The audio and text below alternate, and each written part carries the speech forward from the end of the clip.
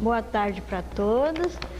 Hoje nós vamos falar sobre linguagem didática, as características da linguagem didática. Bom, inicialmente, linguagem, num sentido geral, é todo um sistema de sinais usados entre os seres para se comunicarem.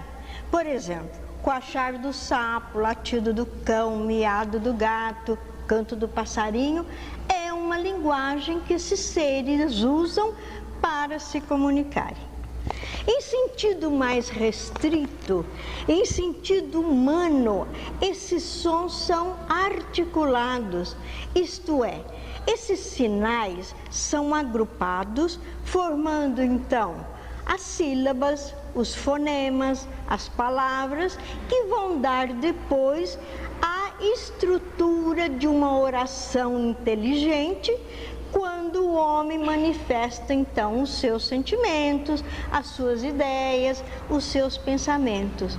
Então, num sentido restrito, a linguagem é articulada e o homem usa essa linguagem articulada de duas formas, da forma oral, que é a mais comum, mais geral, e da forma gráfica, é quando ele faz a grafia desses sinais.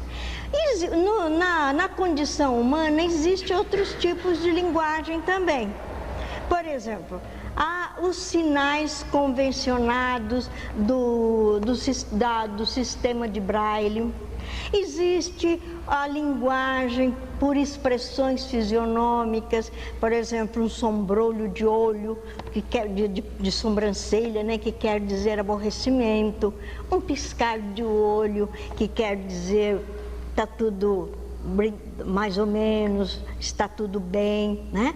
Um sorriso, quer comunicação, quer linguagem mais bonita, mais gostosa, mais aconchegante do que um sorriso, e é uma linguagem, é uma forma de comunicação que o homem também usa. Existe também, o homem também usa da linguagem dos sinais convencionados. Então, um dedo em riste quer dizer chamar atenção. Um polegar levantado quer dizer está tudo bem, está tudo ótimo, né? Um dedo entre os lábios, que quer dizer o quê? Silêncio, né? Isso que a gente costuma ver nos hospitais e tudo. Então, o homem usa de vários sinais que pode se comunicar. Mas o mais comum, o mais geral, é a linguagem através da comunicação oral. Que então é o que nós usamos diariamente, a todo momento, etc. Agora, no ensino, a linguagem, ela tem que ser chamada didática, isto é, ela tem que ser uma linguagem específica, com características próprias, não essa linguagem comum que nós falamos de toda hora, nesse repente espontâneo que todos nós temos quando estamos conversando a dois ou quando estamos conversando em grupo. A linguagem didática oferece características próprias. E no ensino, a linguagem é um instrumento indispensável, porque além de ser o mais geral e o mais indispensável que existe, a linguagem no ensino, ela informa, ela ensina, ela esclarece, ela orienta a aprendizagem. Então, ela é a mais necessária por diversas características que ela oferece. A sua eficácia depende do seu bom uso, como também do mal empregar, do mau uso que nós podemos fazer dela. A linguagem didática sempre foi uma preocupação dos estudiosos. Desde a Grécia Antiga, já os pedagogos se preocupavam com uma linguagem que fosse específica para se passar o ensinamento, para se passar mensagens de aprendizado. Então, ela sempre foi uma preocupação. E a aprendizagem, na aprendizagem, a linguagem, então, deve ser essencialmente didática. Então, o que é uma linguagem didática? Ela deve comportar um vocabulário adequado e imprescindível à exposição da aula. Se eu não usar um vocabulário adequado, eu, de acordo com o nível, com o estágio, com o desenvolvimento mental de quem eu trabalho, aquela linguagem deixa de ser didática. Porque não adianta eu usar uma linguagem que não seja adequada para determinado nível de pessoas que eu estou trabalhando. Eu estou trabalhando com a criança, é uma coisa. Eu estou trabalhando com o adulto, é outro tipo de linguagem. Ela deve atender às necessidades e capacidade real dos alunos, levando-os a entenderem as noções da cultura real, o ensino sistematizado. Então, é uma outra característica que nós, evangelizadores, temos que nos preocupar. É atender às necessidades e capacidades reais do aluno. Quer dizer, usar uma linguagem didática com as suas características de acordo com o nível, com o estágio, com o ciclo que eu estou trabalhando. Uma linguagem do jardim, uma linguagem do primário, uma linguagem do intermediário, a linguagem da pré-mocidade, que já é mais enriquecida. O vocabulário é melhor, é mais enriquecido. É lógico, né? Ela também, como linguagem didática, ela deve atender às necessidades psicológicas do aluno, com clareza e propriedade, porque não se pode admitir que a linguagem ora instrua e ora eduque. A educação é um processo único, é um processo global. Então eu não posso admitir que a linguagem que eu vou usar com meus alunos, uma hora instrua e outra hora eduque. Ela tem que instruir e educar ao mesmo tempo. Então, a linguagem didática, quanto ao estilo, quer dizer, quanto à forma, vamos ver. Ela tem que ser clara, simples e acessível. Clara, nada de muito rebuscos, de muitos floreios, de muitos termos difíceis. Vamos usar uma linguagem simples. Vamos falar com aquele vocabulário acessível ao entendimento da criança. Ela tem que ser simples. Não vamos usar um vocabulário riquíssimo, dificílimo, que a criança não conheça os sinônimos. Vamos usar então um vocabulário simples. E ela tem que ser acessível ao entendimento da criança, porque ela sendo simples, ela sendo clara e sendo acessível, a criança aprende com mais facilidade. É lógico, nós estamos conversando de igual para igual, não é isso? Então nós temos que pensar nessa forma da linguagem didática ser clara, simples e acessível. Ela deve ser sóbria, direta e incisiva. Quando sóbria, nada de excessos, nada de floreios, de palavras difíceis. Vamos ter uma linguagem sóbria, sem excessos. E vamos ter uma linguagem direta, sem rodeios, e incisiva, quer dizer, positiva. Porque quando nós falamos assim com a criança adquire segurança daquilo que eu estou passando. Ela confia naquilo que eu estou passando, porque está sendo clara, simples, acessível, sóbria, direta e incisiva. Então está oferecendo para a criança segurança. E a criança com isso está podendo realmente assimilar inteligentemente tudo aquilo que eu estou passando. Ainda ela deve ser exata e precisa. Exata e precisa, sem vacilações, sem parar e pensar no que eu estou falando. Em geral a gente tem de vez em quando uns brancos, né? Isso todos nós temos. Mas vamos procurar falar, manter essa linguagem didática com exatidão e precisão, sem vacilar, sem pensar, ficar parada pensando o que é que eu estava falando mesmo, e ficar um tempo assim parando, ou então falar, tornar a repetir. Não é nada, não podemos usar isso. É lógico que nós temos que falar correntemente, não é preciso exagerar.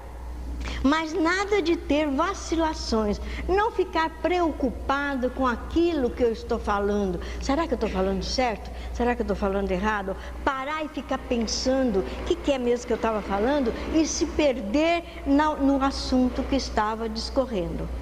Ela tem que ser gramaticalmente correta. Não precisamos ser professores de língua portuguesa, nem termos especializações em língua para nós falarmos corretamente. Vamos falar com uma gramática correta, procurando concordância de pronomes, concordância de verbo, evitando aqueles vícios horríveis que a gente costuma ver muito e até a gente pratica quase toda hora. Nós evangelizadores, então, que nos nivelamos a criança, nós falamos muito. Entendeu? Entendeu? Tá bom, tá. Então, vamos evitar esses tiques nervosos, essas viciações de linguagem, esses erros crassos, como, por exemplo, eu te falei para você, né? Ou nós vai, né? Vamos evitar. Eu sei que ninguém fala assim, mas como nós estamos conversando, então vamos lembrar. Vamos evitar esses erros crassos e vamos aproveitar, falar uma linguagem corretamente correta. Havendo concordância, havendo nada de confusão de pronome, nada de confusão de verbo, e procurar então ter uma linguagem mais clássica, mais correta. Quanto à maneira de falar, quanto à elocução, ela deve ser bem articulada e enunciada com boa dicção. A boa articulação, a boa dicção faz as pessoas entenderem. Então nós temos que usar, por exemplo, nada de comer palavras. É muito comum, muitas vezes, a pessoa que não tem uma boa articulação, comer palavras, comer sílabas, trocar R por L, claro. Qual é o outro? Me ajuda no outro exemplo. Né? Em vez de a gente falar claro, a gente fala claro. É muito comum. Então nós trocamos. Exatamente. Nós trocamos muito sílabas, trocamos letras. Então vamos procurar ter uma articulação correta, uma dicção boa. Dicção quer dizer falar palavras por palavras, estruturando uma oração. Então, por isso nós temos que ter também uma boa dicção. Esses vícios de linguagem, que muitas vezes a gente comete trocando letras, trocando palavras, ou falando palavras erradas, tudo isso serve de galhofa para os adultos que me ouvem, como também para os meus alunos na evangelização. É muito comum um rir, olhar para o outro e rir quando o evangelizador fala qualquer coisa errada. Vamos procurar então evitar esses erros para evitar também a galhofa. Outra coisa importante também, as palavras têm que ser faladas bem, porque, por exemplo, como é que é seu nome? Denise. A Denise está pertinho de mim e eu estou falando sem uma articulação bem feita. Ela me entende, porque ela está perto de mim com dificuldade, mas me entende. Agora, quem está sentado lá atrás já não me entende direito. Então, é aquele caso que acontece nas salas de evangelização, nas salas de aula, um molequinho cutucar o outro, ou com lápis, ou com o cotovelo, e dizer: o que ela falou? Não entendi, o que foi? Ou então o outro fala: ela fala. E ele então também não entendeu, também não ouviu direito, porque a articulação do evangelizador foi mal feita. Ele também usa outra palavra, os dois começam a rir, pronto, serve de galhofa na sala de aula. E nos adultos, nas conferências, isso é muito comum. Passar para o outro: o que é que falou? Não entendi nada. Nossa, mas eu não entendo o que essa pessoa fala. Porque a pessoa não está com a maior boa vontade em passar a mensagem, mas ela não teve o cuidado de procurar educar uma articulação, uma dicção, para que seja bem compreendida. Outra característica da linguagem didática, ela tem que ser natural e fluente, sem precipitação, nada de nervosismo. Não é porque eu estou em cima da hora e já está quase na hora da minha turminha sair, que acabou a aula de evangelização, e está quase na hora de ir, que eu vou ficar nervosa e falar depressa e falar muito correndo, com nervosismo. Então, o que acontece? A linguagem deixa de ser fluente e passa a ser uma linguagem, deixa de ser natural e é fluente demasiadamente. E não há necessidade, não há razão para isso. Então, nós temos que usar determinadas pausas. Vocês já repararam que é muito comum a gente comentar assim entre nós? Fala assim: nossa, eu gosto tanto da palestra de fulano, porque ela tem uma palestra, uma linguagem didática. Não é comum? A gente, não acontece isso? A gente usa essa expressão. A gente diz: eu gosto demais de ouvir a palestra de fulano de tal, porque ela tem uma linguagem didática. Quer dizer, além dela apresentar todas essas características necessárias para a linguagem didática, ela também usa de determinadas pausas assim graves. Não que seja para impor silêncio, porque precisa se afirmar com aquilo. É uma característica necessária, porque o nosso cérebro precisa de milésimo de segundo, mas precisa de pausas para poder ir captando, ir assimilando as informações que vamos recebendo e continuar nesse processo enquanto ele estiver ouvindo. Então, nós temos que usar também de determinadas pausas nas horas certas, como tem que ser feito. E ela tem que ser animada e expressiva. Nós temos que dar realce no que nós estamos falando.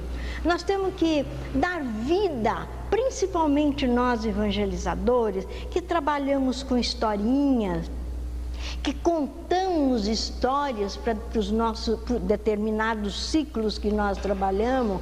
Nas classes mais adiantadas, nós levamos artigos para serem lidos, nós levamos comentários para serem falados, lidos. Então, nós temos que ser expressivos, nós temos que dar entonação na voz, principalmente nas historinhas. Nós temos que, então, o diálogo de dois bichinhos, ou o diálogo de duas crianças, nós temos então que entonar a voz de modo que um fale, o outro responda, até se precisar dramatizar para poder então aquele assunto se tornar interessante. Então nós devemos torná-lo bastante interessante, para que todos gostem daquilo que estão ouvindo. A nossa linguagem didática tem que também ter bom volume de voz e bom timbre. Volume de voz, nós sintonizamos. Então, se eu estou falando para uma classe que tem poucos alunos, o meu volume de voz é 1. Se eu vou falar para uma classe que ela é maior, que as carteiras vão mais para o fundo, o meu volume de voz tem que ser outro. A mesma coisa acontece para um expositor de um tema.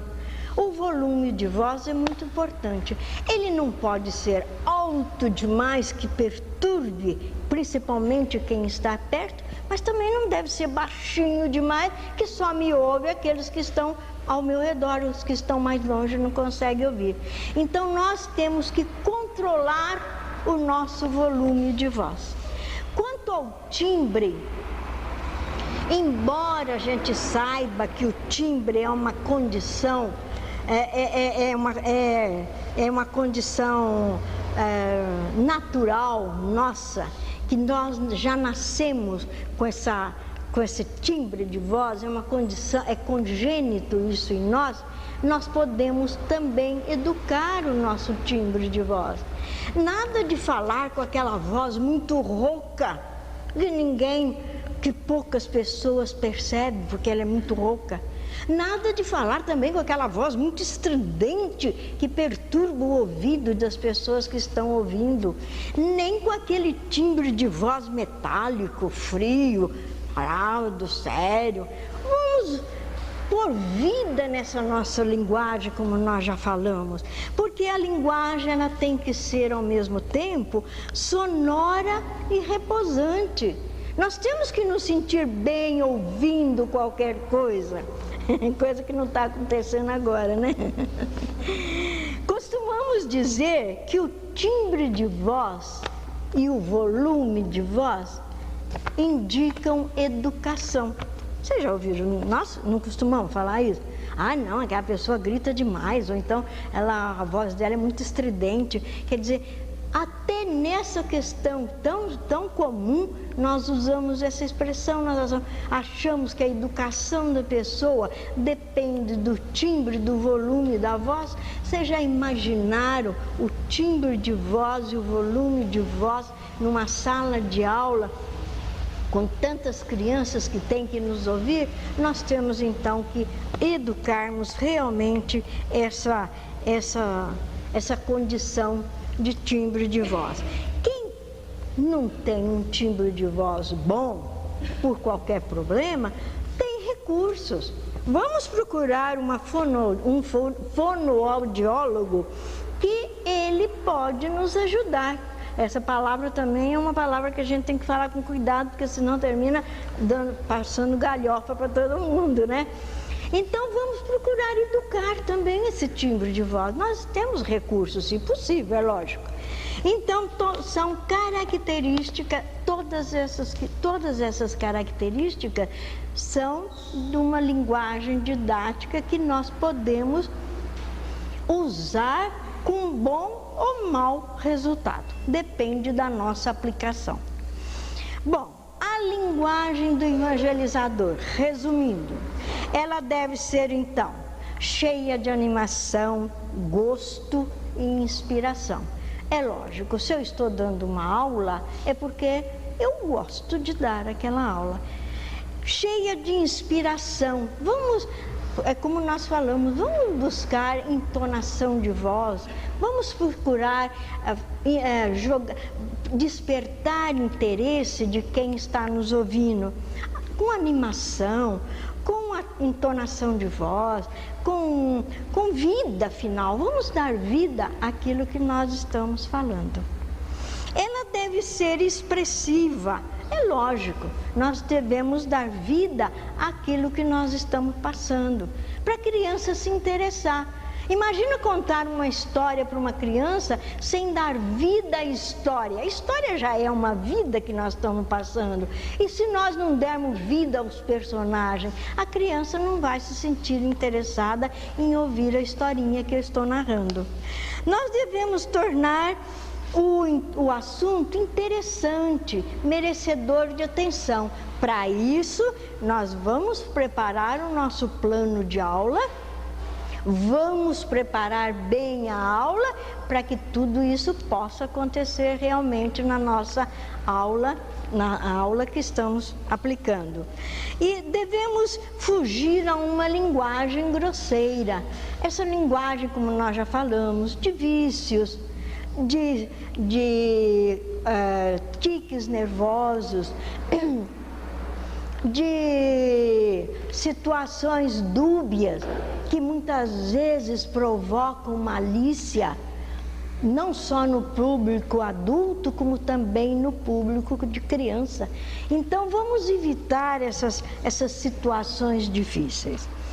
Vamos ter uma linguagem cheia de nobreza, de elevação, de propriedade, de elegância de sentimentos, sem precisarmos, vou falar mais uma vez, sermos especialistas em língua portuguesa, desde que a gente siga as características da linguagem didática, a nossa aplicação vai ter um bom resultado. Vamos ter também, na hora da exposição, nessa linguagem de exposição de aula, momentos de humor. Nós adoramos ouvir as palestras do Divaldo Pereira Franco. E, no entanto, ele usa uma técnica que nós também podemos usar. É a técnica do humor.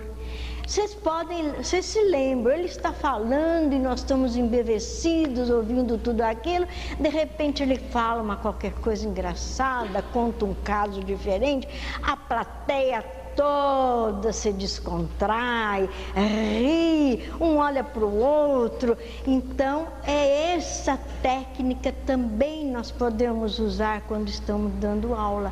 Vamos também, uma hora, fazer uma graça, não nós fazermos a graça, mas contarmos uma graça, deixarmos surgir o humor entre as crianças. Eles vão rir também, vão se sentir à vontade, vão se descontrair e eles logo se sentam na cadeira melhor, eles logo procuram uma posição melhor na carteira, e assim então nós vamos descontrair os nossos alunos para que eles continuem prestando atenção na aula que eu vou continuar dando.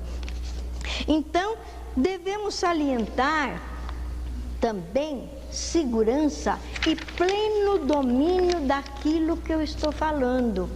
Eu não vou para a aula de evangelização simplesmente indo.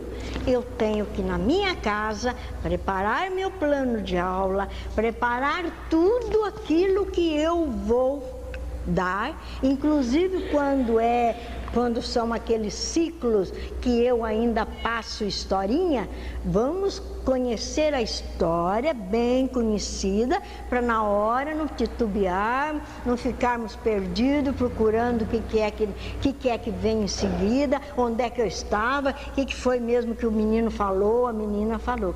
Vamos conhecer bem aquilo que nós vamos passar. E vamos ter muito equilíbrio emocional. Nada de trazer para a aula de evangelização as minhas emoções de casa, o meu nervosismo, a minha ansiedade, aquilo que eu estou passando, vamos supor, na minha casa, eu vou e trago para a minha aula. Então, o que acontece? Eu chego na aula, ao invés de eu mostrar um equilíbrio, uma segurança para os meus alunos, o meu queixo vai tremer, a minha voz vai ficar embargada. A troco de quê? Eu vou, então, passar para os meus alunos o estado emocional que eu também estou sentindo. Então, vamos ter bastante equilíbrio também na hora das nossas aulas. A nossa linguagem também deve trazer um conhecimento exato dos postulados da doutrina espírita. Vamos começar a ensinar as crianças desde o jardim a usar as palavras, o vocabulário característico da nossa doutrina. Vamos ensinar, não ensinar o que é. Olha lá, vamos ensinar o vocabulário da nossa doutrina espírita. Vamos ensinar para a criancinha do jardim com 6 anos que a gente diz, ele desencarnou. Ou então, a minha mãe foi à sessão de intercâmbio espiritual, de manifestação de espírito. Vamos conversar assim. É necessário que a criança desde pequena já vá aprendendo o nosso vocabulário, os termos corretos da nossa doutrina. Vamos falar em reencarnação sem tentar explicar. Não é no jardim, nem no primário 1, nem no primário 2 que eu vou explicar a reencarnação. Vai ter do intermediário para frente é que eu vou dar então as noções dos princípios básicos da doutrina. Mas vamos ter uma linguagem com termos, com vocabulário de acordo com a nossa doutrina.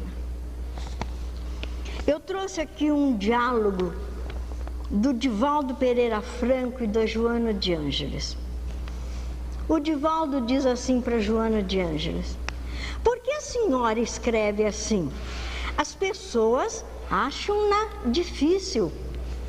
A Joana responde: porque o Espiritismo é, acima de tudo, uma doutrina de cultura. E nós não devemos adotar a gíria ou uma linguagem vulgar para facilitar o nível da conversação.